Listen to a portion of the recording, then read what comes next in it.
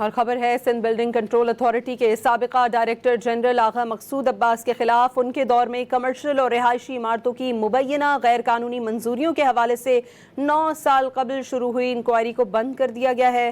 مزید بات کرتے ہیں ڈان نیوز کے رپورٹر عاصم خان سے۔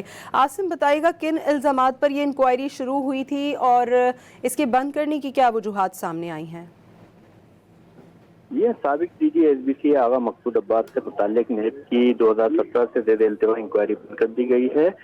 سابق D G S B C Agha Maqsood Abbas کو انکوائری بند ہونے سے متعلق دستاویزات سامنے آئی ہیں۔ نیب کراچی نے کمرشل اور رہائشی عمارتوں کی مبینہ غیر قانونی منظوریوں سے متعلق انکوائری شروع کی تھی، جسے بند کر دیا گیا ہے۔ چیئرمین نیب نے ایگزیکٹو بورڈ کی سفارش پر انکوائری بند کرنے کی منظوری دی ہے، جبکہ نیب دستاویزات منظر عام پر آئی ہیں جس سے متعلق جو ہے اس کے بند کیے جانے کی تصدیق کر دی گئی ہے۔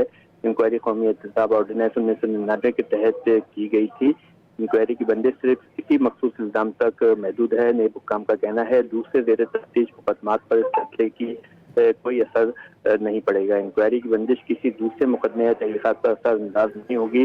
نیب نے یہ موقف اپنایا، تاہم جو انکوائری ان کے خلاف شروع کی گئی تھی وہ پہلے ہی زیر التوا تھی اور اب اسے بند کر دیا گیا۔ بہت شکریہ عاصم خان۔